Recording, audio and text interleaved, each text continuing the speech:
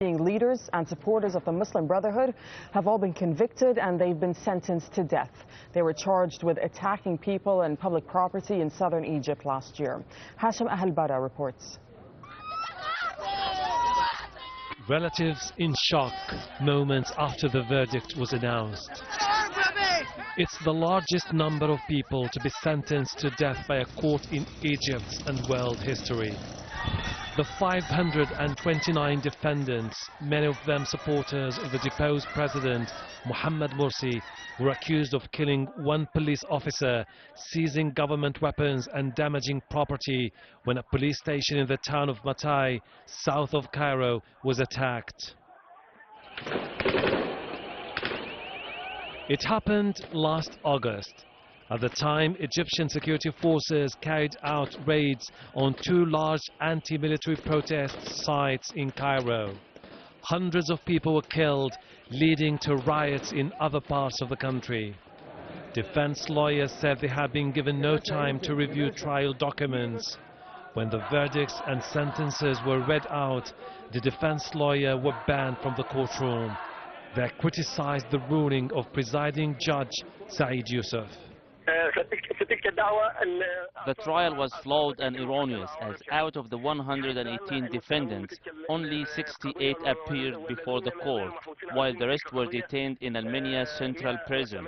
The presiding judge turned angry and decided to hand down the judgment in 2 days' time. Lawyers said the court's decision had been too rushed. We believe that the trial's fairness, which is a right enshrined in the criminal code, was absent in this case. The verdict is seen as a sign of the government's widening crackdown on opposition voices, especially on members of the outlawed Muslim Brotherhood. Most of the defendants are from Upper Egypt, a conservative tribal area where blood feuds run deep, raising concerns that this verdict could lead to further instability and violence in the country.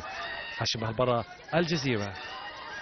Let's get some perspective on this and speak to Sahar Aziz. Sahar is joining us from Dallas. She specializes in Middle Eastern law at Texas A&M University. To tell us, Sahar, first of all, what you understand the process to be of this trial, because some people are saying after the second session, the sentence was handed down to 529 people, death sentences. Yes, this is a highly problematic case. As you saw with all the reports, this is unusual even by Egyptian standards, which is usually not the top example of due process rights. And so what you have here is defendants who didn't even get a chance to put forth exculpatory evidence in their own defense. You also have a death sentence, which is a very serious sentence, that was given before the third hearing, which is very unusual in Egypt. And so I think this creates an appearance of impropriety and politicization of this trial, and really questions whether there is an independent judiciary in Egypt. What is the likelihood of any sort of appeal? Because we understand that the defense do plan to appeal this.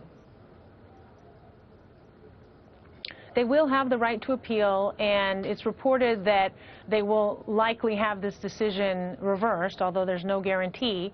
However, the decision itself sends a very chilling message to any dissident, not just those that belong to the Muslim Brotherhood or were associated with it, is that if you protest in any way, you may be facing the death sentence. And there's also the problem of, if it does get reversed, if it is sent back to the same judge, we don't know if the same outcome will be produced.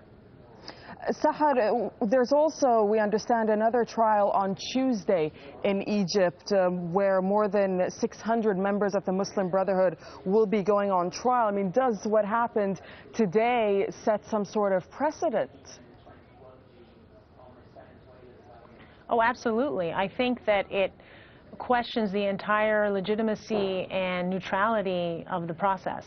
And I think that if you do not have a judicial system that is perceived as legitimate and perceived as neutral arbitrators, then you are going to be pushing people into the streets and into using violence as opposed to resolving their disputes in court. But when courts single-handedly issue out death sentences, which is the most severe penalty that one can get in a criminal court, without even allowing the defendants to bring forth their evidence and their defense, that sends a chilling message about the state of rule of law in Egypt. And that is not what the January 25th revolution was about. That is not why people went out on January 25th and on June 30th to call for democracy and freedom and justice for all Egyptians, regardless of their political ideology. Sahar Aziz, thank you very much for joining us from Dallas in Texas.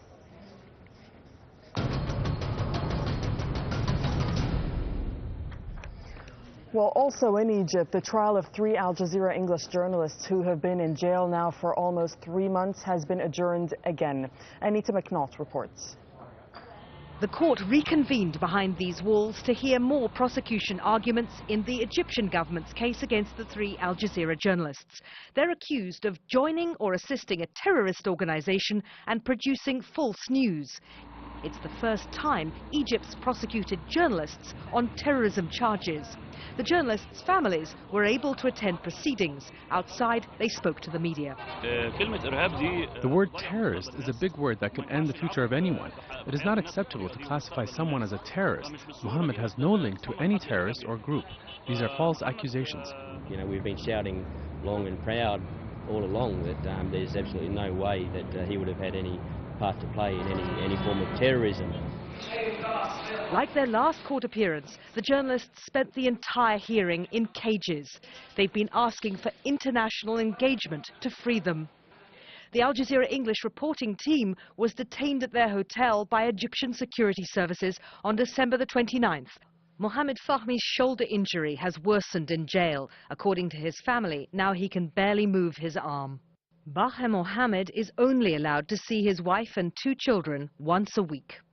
Correspondent Peter Gresta's family are commuting from Australia for the hearings. The Grestas and the Fahmi family have both received letters from interim Egyptian President Adli Mansour, promising to ensure the trial is run efficiently. I stress and reiterate the independence of the Egyptian judiciary. I am certain that your son will enjoy all the rights as guaranteed and cherished by the law.